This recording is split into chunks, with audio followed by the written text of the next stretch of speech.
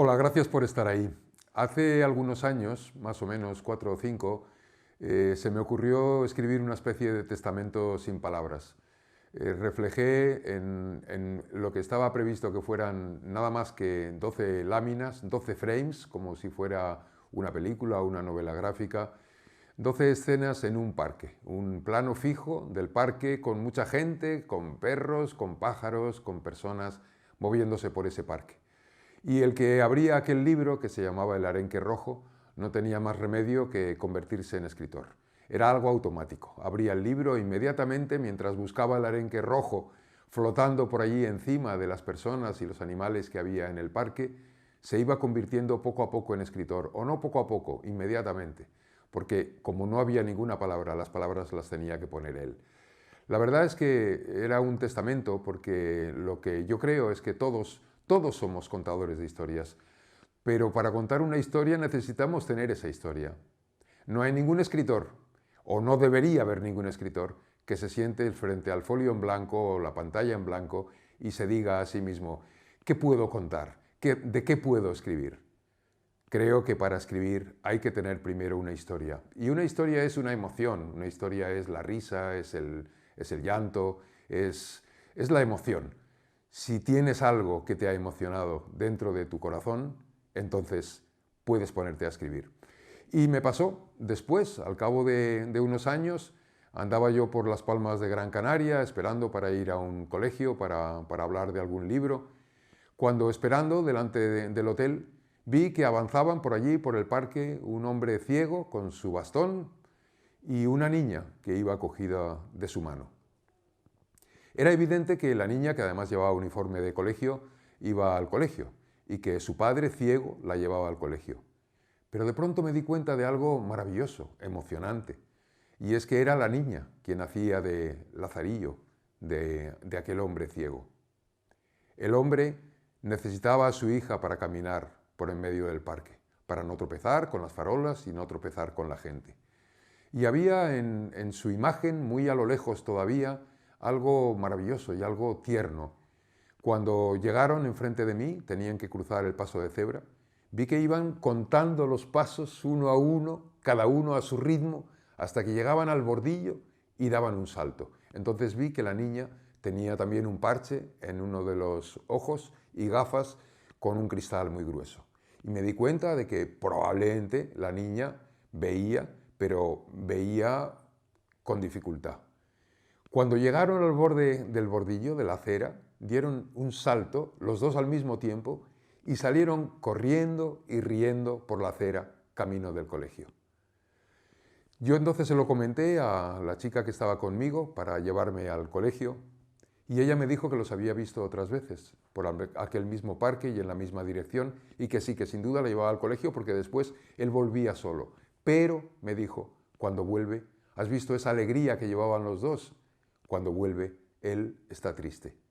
Y fue ese él está triste el que me hizo que aquella historia penetrara en mi corazón.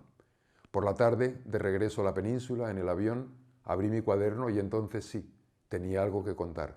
Yo me había convertido en un lector de aquel libro, del arenque rojo, que tenía que mirar en un parque para encontrar historias que contar a los demás.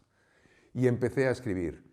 Y de pronto me dije, ¿qué es ella para él? La niña era la lazarilla de aquel hombre ciego que caminaba por el parque. Y al mismo tiempo, él era quien la llevaba a ella. Él era su capitán. Y de ahí salió inmediatamente el título, Mi lazarilla, mi capitán. Yo he dicho que hay que tener una emoción, pero hay que tener una emoción que además trascienda, una emoción que te lleve a preguntarte cosas. Me di cuenta de que pocas veces había visto esa interconexión entre dos seres humanos tan profunda y tan hermosa. Siempre he dicho, y por eso escribo sobre niños, que los niños me enseñan cosas que los adultos no somos capaces de enseñar. Cosas mucho más sencillas, mucho más puras, mucho más limpias. En ese momento me di cuenta de que lo que estaba proponiendo aquella pareja, caminando por el parque, cogidos de la mano, riendo, disfrutando de la vida y de su paseo, era algo trascendente. Y es que tenemos que mirar también a los niños para aprender. Y que aquel hombre necesitaba de su hija, no solamente ella necesitaba de su padre. Para mí eso fue algo tan emocionante, tan limpio, tan puro, tan hermoso, que me decidió a proponerle a una maravillosa editora, a Manuela Rodríguez de Calandraca, la edición de este libro. Pocas veces me han dado una respuesta tan rápida. A la mañana siguiente tenía ya su ok para seguir adelante con el libro. Y fue ella, la propia Manuela, la que me propuso una serie de ilustradoras e ilustradores para elegir quién tenía que ponerle imágenes a aquella historia. Y la vi de inmediato. Vi a María Girón, que en otras ilustraciones había sido capaz de expresar la ternura, el movimiento, la frescura de los personajes infantiles. Y dije que adelante, adelante con ella. Y María Girón hizo algo muy importante. En el libro no hay más que una referencia a animales, y es cuando el padre y la hija juegan a imaginarse o a ver con sus ojos de dentro, a ver los coches con nombre de animal. El Seat Panda, el Seat León, en fin, todos los coches que tienen un nombre de animal. María tomó ese detalle, el de los animales, para imaginar todo un mundo que es propio suyo. Y eso es algo que a mí me encanta, compartir un libro dándole un espacio absoluto al ilustrador, para que sea él quien recree ese mundo que yo más o menos he entrevisto en mis sueños, pero que no son los sueños de un ilustrador, sino de un escritor. Y ella pobló de animales todo aquel trayecto entre la casa y el colegio. Lo pobló de animales y no solamente eso, sino que incorporó a uno de ellos, un animal, un pequeño mono azul, un monito azul, que está presente en todas las páginas. Me dijo después María que esa fue sugerencia de la propia Manuela, de la editora. Y ese es otro de los 3 pies del banco que necesitamos para escribir. Una buena historia, un buen ilustrador y sobre todo un buen editor. Manuela y yo discutimos, debatimos cada coma, cada punto de este libro para que no falte ni sobre ninguno. Y creo que ese trabajo ha sido fundamental para que este libro sea ya el libro, la realidad que es. Y esa es mi invitación, a que todos los que me escucháis invitéis a vuestros niños, a vuestros alumnos, a mirar ahí fuera, a buscar algo que contar, a buscar algo que se pueda convertir en una historia. No una historia para convertirse en escritor, ni para triunfar, ni para nada semejante, sino para conocerse a sí mismo. Creo que escribir no es solamente explicar lo que se ha visto, sino aprender a conocerse a uno mismo. Una vez acabado el libro, llegó el momento que todo escritor sueña, y es el de poder encontrar de nuevo a los protagonistas de la historia que uno ha escrito. No solamente para contrastar y para saber si realmente uno ha acertado en lo que ha contado o no, porque desde luego era algo que no me podía permitir preguntarles antes. Tal vez me hubieran estropeado la historia que yo había entrevisto. Pero sí para saber después, una vez publicado ya el libro, qué pensaban de la historia que yo había escrito, de lo que yo había imaginado detrás de su imagen. Y fue maravilloso. No fue fácil, por cierto. Tuvimos que indagar mucho. Me ayudó Laura Benítez, la chica que estaba conmigo cuando les vimos. Calculamos cuál podía ser el colegio que estaba cerca de aquel hotel y de aquel parque. Vimos que por el uniforme de la niña debía ser uno. Preguntamos, no nos cogía el teléfono nadie en tiempos de pandemia, pero finalmente conseguimos, cómo no, a una bibliotecaria que sí nos dijo, pues sí, hay una niña que tiene un padre ciego que la trae casi todas las mañanas.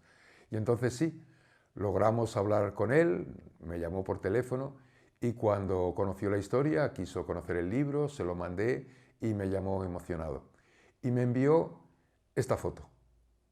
Es una foto hecha en el mismo lugar en que yo les vi, cruzando el paso de cebra, camino del hotel. Para ellos el libro es, por supuesto, es otra historia, no es la suya propia, pero es la suya propia al mismo tiempo, porque muchas de las cosas que uno puede imaginar cuando ve a alguien en un vagón del metro leyendo un libro o cuando se cruza con alguien en la calle con un rostro especialmente interesante, muchas de las cosas que suponemos son muchas veces reales también. En este caso lo fue, y para mí es un orgullo que para ellos el libro sea un poco como como una ilustración de su propia vida y un motivo por el que sentirse orgullosos. Y yo me pregunto a veces si el padre, si el capitán, siente de verdad que su hija es su Lazarilla. Y se lo pregunté y me dijo que efectivamente así la sentía él, que eso obtenía de su hija, que eso obtenía del fruto del cariño, del fruto del amor y del fruto de la colaboración entre los dos. Y esta es la historia completa. Esta es una historia que muchas veces no tiene final porque los libros realmente no acaban nunca. Muchas gracias.